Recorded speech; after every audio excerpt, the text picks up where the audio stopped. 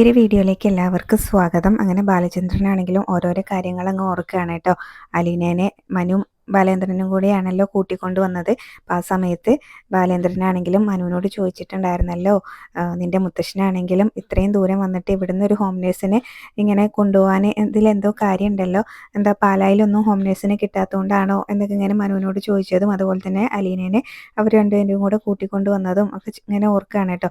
മനു പറയുന്നുണ്ടായിരുന്നു മുത്തശ്ശനെ ഇങ്ങനെ സ്നേഹനികേതനുമായിട്ട് നല്ല ബന്ധമുണ്ടായിരുന്നു. അതുപോലെ തന്നെ ബ്രിജിത്തമ്മയ്ക്ക് ഒരുപാട് സഹായമൊക്കെ ചെയ്തു കൊടുത്തിരുന്ന ആളാണ് മുത്തശ്ശൻ എന്ന് പറയുമ്പോൾ ബാലേന്ദ്രന് അതൊന്നും വിശ്വസിക്കാൻ പറ്റുന്നുണ്ടായിരുന്നില്ല. ബാലേന്ദ്രൻ പറയുന്നുണ്ടായിരുന്നു, അറുത്ത കൈക്ക് ഉപ്പ് തേക്കാത്ത കുഞ്ഞിരാമ മേനോനാണോ ഇങ്ങനെ സഹായം ചെയ്യുന്നത് എന്നൊക്കെ പറയുന്നുണ്ട്. അപ്പം മനു പറയുന്നുണ്ടായിരുന്നു, ഇങ്ങനെ മുത്തശ്ശന് നമ്മളാരും കാണാത്ത ഒരു നല്ല മനസ്സുണ്ടായിരുന്നു എന്നൊക്കെ ഇങ്ങനെ പറയും. അപ്പോൾ ആ കാര്യങ്ങളൊക്കെ ഇങ്ങനെ ഓർക്കുകയാണ്. അതുപോലെ തന്നെ അലീന ബാലേന്ദ്രൻ്റെ ഇങ്ങനെ പണം മോഷ്ടിച്ചു എന്നൊക്കെ പറഞ്ഞ് വൈജയന്തി അലീനയോട് ഇറങ്ങി പോകാൻ പറഞ്ഞിട്ടുണ്ടായിരുന്നല്ലോ.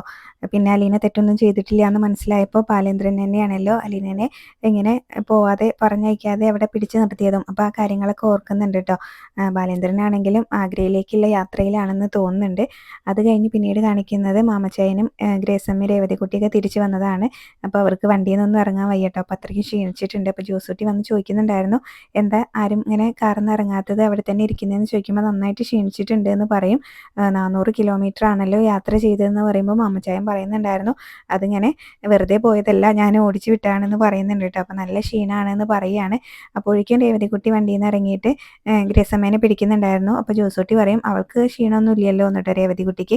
ഗ്രേസമ്മ അതിന് മുന്നേ പറയുന്നുണ്ടായിരുന്നു, ഇനിയിപ്പോൾ ഇവിടെ ഒന്നും ഉണ്ടാക്കാൻ വയ്യ, ഇനി പുറത്തുനിന്ന് എന്തെങ്കിലും ഫുഡ് വാങ്ങിച്ചിട്ട് വാന്ന് പറയും. അപ്പോൾ രേവതിക്കുട്ടി ഇറങ്ങുമ്പോൾ രേവതിക്കുട്ടിക്ക് ഒരു ക്ഷീണവും ഇല്ലല്ലോ എന്ന് പറയുമ്പോൾ രേവതിക്കുട്ടി പറയുന്നുണ്ടായിരുന്നു, എന്നാൽ ക്ഷീണോമീറ്റർ ഒന്ന് എടുത്ത് കൊണ്ടുപോവാ, ഞാൻ എൻ്റെ ക്ഷീണം അളന്ന് കാണിച്ചു തരാമെന്ന് പറയും കേട്ടോ. നീ അവളോട് തർക്കിക്കാൻ നിൽക്കാതെ പോയിട്ട് എന്തെങ്കിലും ഫുഡ് വാങ്ങിച്ചു കൊണ്ടുപോവാ ജോസൂട്ടി എന്ന് പറയും കേട്ടോ. അപ്പോൾ വണ്ടിയിൽ നിന്ന് നിങ്ങൾ ഇറങ്ങിയാലല്ലേ എനിക്ക് ഫുഡ് വാങ്ങിക്കാൻ പോകാൻ പറ്റുള്ളൂ എന്ന് പറയുമ്പോൾ ജീപ്പിൽ പോയാൽ മതി എന്നൊക്കെ ഗ്രേസമ്മ പറയുന്നുണ്ട്. അപ്പോൾ എനിക്ക് കാറിൽ തന്നെ പോകണമെന്ന് ജോസൂട്ടിയും പറയും കേട്ടോ. കാറിന് എന്തെങ്കിലും കുഴപ്പമുണ്ടോ എന്നൊക്കെ അറിയണ്ടേന്ന് പറയുമ്പോൾ പത്തനാപുരം വരെ ഓടിയിട്ട് വന്ന കാറിന് എന്ത് കുഴപ്പമുണ്ടാവാനെന്നൊക്കെ മാമച്ചായം പറയും. എന്നാലും എനിക്ക് ഇതൊക്കെ ഒന്ന് ചെക്ക് ചെയ്യണം എന്ന് പറഞ്ഞിട്ട് അവരോട് വണ്ടിയിൽ നിന്ന് ഇറങ്ങാൻ പറയണം. എന്തായാലും അവർ വണ്ടിയിൽ നിന്ന് ഇറങ്ങി അങ്ങ് പോകുന്നുണ്ട്. അത് കഴിഞ്ഞ് പിന്നീട് അതിൻ്റെ ഇടയ്ക്കും ഇങ്ങനെ ബാലേന്ദ്രനാണെങ്കിലും ഇങ്ങനെ പോകുന്നൊക്കെ കാണിക്കുന്നുണ്ട് കേട്ടോ. അത് കഴിഞ്ഞ് പിന്നീട് അലീന മനുവിനെ വിളിക്കുന്നുണ്ടായിരുന്നു. മനു ഇപ്പോൾ എന്തോ ജോലി ചെയ്തുകൊണ്ടിരിക്കുകയാണ്. അപ്പോൾ മനുവേട്ടൻ ഇങ്ങനെ തിരക്കിലാണോ എന്ന് ചോദിക്കുമ്പോൾ കുഴപ്പമില്ല പറഞ്ഞോ എന്ന് പറയും. ആ സമയത്ത് അലീന അവിടുന്ന് തിരിച്ചു പോകുന്ന കാര്യം പറയാണ് കേട്ടോ. ഞാൻ നാളെ തന്നെ ചിലപ്പോൾ ഇവിടുന്ന് പോയേക്കെന്ന് പറയുമ്പോൾ മനു ചോദിക്കുന്നുണ്ടായിരുന്നു, ഇത്രയും പെട്ടെന്നോ, എവിടേക്ക് പോവും, എനിക്കൊന്നും ചെയ്യാൻ പറ്റാതായല്ലോ എന്നൊക്കെ ചോദിക്കുകയാണ്. അപ്പോൾ തൽക്കാലം ഇപ്പോൾ മാമച്ചനങ്കളുടെ വീട്ടിലേക്ക് പോവാം, രേവതിക്കുട്ടി നിൽക്കുന്നിടത്തേക്ക് എന്ന് പറയും കേട്ടോ. പിന്നെ അവിടെ എറണാകുളത്ത് നിന്നിട്ട് എന്തെങ്കിലും ജോലിക്ക് ട്രൈ ചെയ്യാമെന്നൊക്കെ പറയുന്നുണ്ട്. അത് കഴിഞ്ഞ് മനു ചോദിക്കുന്നുണ്ടായിരുന്നു, ഞാൻ ആൻറ്റീനെ വിളിച്ച് പറയണമെന്ന്. അപ്പോൾ വേണ്ട മനുവേട്ടാന്ന് പറയും കേട്ടോ. ഞാൻ വന്നതിന് ശേഷമാണ് ഇവിടെ ഓരോ പ്രശ്നങ്ങൾ ഉണ്ടായിക്കൊണ്ടിരിക്കുന്നതെന്നൊക്കെയാണ് ഇങ്ങനെ മാഡം പറയുന്നത് എന്ന് പറയുന്നുണ്ട്. രോഹിത്തിൻ്റെ കാര്യം ഞാൻ മാഡത്തിനോട് പറഞ്ഞിട്ടുണ്ടായിരുന്നു, അപ്പോഴും മാഡം എന്നെ തെറ്റുകാരിയായിട്ടാണ് കാണുന്നത് എന്ന് പറയും കേട്ടോ. രോഹിത്തിനാണെങ്കിലും അവൻ ചെയ്തതിൻ്റെ ഗൗരവം ഇപ്പോഴും മനസ്സിലായിട്ടില്ല, അതുകൊണ്ടാണ് ഞാൻ മാഡത്തിനെ എല്ലാ കാര്യങ്ങളും അറിയിച്ചതെന്ന് പറയുമ്പോൾ മനു പറയുന്നുണ്ട്, അത് കുറച്ച് വൈകിപ്പോയി എന്ന്. അപ്പോൾ അലീന പറയും, വൈകി പോയിട്ടൊന്നുമില്ല, രോഹിത്തിനാണെങ്കിലും തെറ്റ് ചെയ്തു എന്നുള്ളൊരു ബോധമില്ലല്ലോ, അതുകൊണ്ടാണ് ഞാൻ മാഡത്തിനോട് എല്ലാ കാര്യങ്ങളും പറഞ്ഞത് എന്ന് പറയും. അപ്പോൾ അലീന പോകാനായിട്ട് തീരുമാനിച്ചല്ലോ, അപ്പോൾ എവിടെ പോവുകയാണെങ്കിലും എന്നെ കണ്ടിട്ടേ പോവാവൂ എന്നൊക്കെ മനു പറയുന്നുണ്ട്. മുത്തശ്ശിയുടെ കാര്യം അങ്ങനെ നീ ഒന്ന് ആലോചിച്ച് നോക്ക് എന്നൊക്കെ അലീനോട് പറയുമ്പോൾ അലീന പറയുന്നുണ്ടായിരുന്നു, അതാണ് പിന്നെ ഒരു വിഷമം, മാഡത്തിന് ഇങ്ങനെ സ്വന്തം അമ്മയുടെ കാര്യം നല്ല വലുത്, എന്നോടുള്ള വാശിയാണ് എന്ന് പറയും കേട്ടോ. അപ്പോൾ ചിലരങ്ങനെയാണ്, അവർ പറഞ്ഞു തിരുത്താൻ പറ്റില്ല എന്നൊക്കെ മനും പറയുന്നുണ്ട്. എന്നാൽ പിന്നെ ഞാൻ വെച്ചോട്ടെ എന്ന് പറയും കേട്ടോ. അലീനയാണെങ്കിലും എന്തായാലും പോകുന്നതിന് മുന്നേ ഞാൻ മനുവേട്ടനെ വിളിക്കാമെന്ന് പറഞ്ഞിട്ടാണ് കേട്ടോ അലീന കോള് കട്ട് ചെയ്യുന്നത്. മനുവിനാണെങ്കിലും അലീന പോവാന്ന് പറഞ്ഞപ്പോൾ അങ്ങനെ ആകെ വിഷമമായിട്ടുണ്ട് കേട്ടോ. അപ്പോൾ ആ ഒരു ഇങ്ങനെ ചിന്തയിൽ ഇങ്ങനെ ഇരിക്കുകയും ചെയ്യുന്നുണ്ട് മനു. പിന്നെ അത് കഴിഞ്ഞ് രേവതിക്കുട്ടി ഇങ്ങനെ മാമച്ചായനോടും ഗ്രേസമ്മേനോടൊക്കെ ഷെറിൻ്റെ കാര്യം തന്നെയാണ് കേട്ടോ പറയുന്നത്.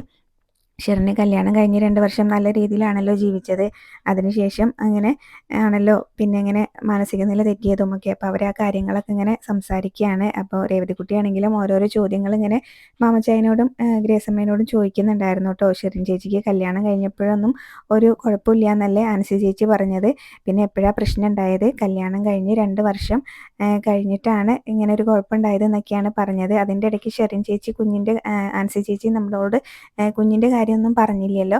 ഷെറിൻ ചേച്ചിയാണെങ്കിൽ എൻ്റെ കുഞ്ഞിനെ നിങ്ങളല്ലേ കൊന്നത് എന്നൊക്കെ ചോദിക്കുകയും ചെയ്തില്ലേ. അപ്പോൾ കല്യാണം കഴിഞ്ഞിട്ട് ഇങ്ങനെ ചിലപ്പോൾ അങ്ങനെ ഷെറിൻ ചേച്ചി പ്രസവിക്കുകയാണെങ്കിലും അതിങ്ങനെ കേരളത്തിലായിരിക്കുമോ അതോ കുവൈറ്റിലായിരിക്കുമോ പ്രസവിച്ചിട്ടുണ്ടാവുക എന്നൊക്കെ ഇങ്ങനെ ഗ്രേസ് അമ്മേനോട് ചോദിക്കുമ്പോൾ അതെന്തായാലും കേരളത്തിൽ തന്നെ ആയിരിക്കും. പിന്നെ കുവൈറ്റിലൊക്കെ ആണെങ്കിൽ നല്ല പൈസയ്ക്ക് ചിലവും ആവും. പിന്നെ ആദ്യത്തെ പ്രസവമല്ലേ, അവിടെ വേണ്ടപ്പെട്ടവരൊന്നും ഉണ്ടാവില്ലല്ലോ, അതുകൊണ്ട് കേരളത്തിൽ തന്നെ ആവും എന്ന് പറയും. അപ്പോൾ ഒരു വർഷത്തിനുള്ളിൽ കുഞ്ഞുണ്ടായിട്ടുണ്ടെങ്കിൽ ആ ഒരു വർഷം കഴിഞ്ഞ ഉടനെ തന്നെ ഇങ്ങനെ സ്വന്തം കുഞ്ഞിനെ ഭാര്യേനെ ആരെങ്കിലും ഉപേക്ഷിക്കുമോ എന്നൊക്കെ ചോദിക്കുമ്പോൾ അങ്ങനെയൊന്നും ഉണ്ടാവാനുള്ള സാധ്യതയില്ല എന്ന് ഗ്രേസമ്മ പറയൂ കേട്ടോ. അപ്പോൾ അതുപോലെ തന്നെ കല്യാണം കഴിഞ്ഞിട്ട് കുഞ്ഞുണ്ടായ കാര്യമൊന്നും ആൻസി ചേച്ചി നമ്മളോട് ഉണ്ടായിരുന്നില്ല. അപ്പോൾ എന്തായാലും കല്യാണത്തിന് മുന്നേ ആയിരിക്കും ഷെറിൻ ചേച്ചി പ്രസവിച്ചിട്ടുണ്ടാവുക എന്ന് പറയുമ്പോൾ അത് ശരിയാണല്ലോ എന്നിങ്ങനെ മാമച്ചായനും പറയൂ കേട്ടോ. കല്യാണത്തിന് മുന്നേ ഷെറിൻ ചേച്ചി പ്രസവിച്ചതാണെങ്കിൽ അത് ആരുടെ കുഞ്ഞായിരിക്കും എന്നിങ്ങനെ നിങ്ങൾ രണ്ടുപേരും കൂടെ പറയുമെന്ന് പറയും. അപ്പോൾ ഗ്രേസമ്മ ഒന്നിങ്ങനെ ആലോചിച്ചിട്ട് പറയുന്നുണ്ടായിരുന്നു, എൻ്റെ ജോമോൻ്റെ കുഞ്ഞെന്ന് പറയും കേട്ടോ. അപ്പോൾ എൻ്റെ അല്ല, നമ്മുടെ ഇപ്പം ഞാൻ ഈ വീട്ടിലൊരു അംഗം തന്നെയാണെന്ന് പറയുമ്പോൾ എന്നാൽ പിന്നെ നമ്മുടെ എന്നിങ്ങനെ മാമച്ചായനും പറയുകയാണ് കേട്ടോ. അപ്പോൾ അവർക്ക് ഇങ്ങനെ ഷെറിൻ ചേച്ചിക്ക് കുഞ്ഞൊക്കെ ഉണ്ടായി ഒരു വർഷം കഴിഞ്ഞിട്ടാണല്ലോ ഷെറിൻ ചേച്ചിയുടെ കല്യാണം കഴിഞ്ഞിട്ടുണ്ടാവുക. അപ്പോൾ കുഞ്ഞിനെ അവർ നന്നായിട്ട് നോക്കിക്കോളാം എന്നുള്ള വാക്ക് കൊടുത്തിട്ടായിരിക്കും ഷെറിൻ ചേച്ചീനെ കല്യാണം കഴിപ്പിച്ച് വിട്ടത്. പിന്നെ കല്യാണമൊക്കെ കഴിഞ്ഞ് 2 വർഷം അവർ നന്നായിട്ട് ജീവിച്ചു എന്നും പറഞ്ഞു. പിന്നെ ഷെറിൻ ചേച്ചി നാട്ടിലെത്തിയ സമയത്ത് കുഞ്ഞിനെ അവിടെ കണ്ടിട്ടുണ്ടാവില്ല, അങ്ങനെയായിരിക്കും ഷെറിൻ ചേച്ചിയുടെ മാനസിക നില തെറ്റിയത് എന്നൊക്കെ പറയാണ്. അപ്പോൾ അവർക്കും അത് കാര്യമാണെന്ന് തോന്നുന്നുണ്ട് കേട്ടോ. ഇനിയിപ്പോൾ കുഞ്ഞിൻ്റെ കാര്യം കണ്ടെത്തണമെങ്കിലും ഒന്നേന്ന് തുടങ്ങണം എന്ന് പറയാണ് രേവതിക്കുട്ടി.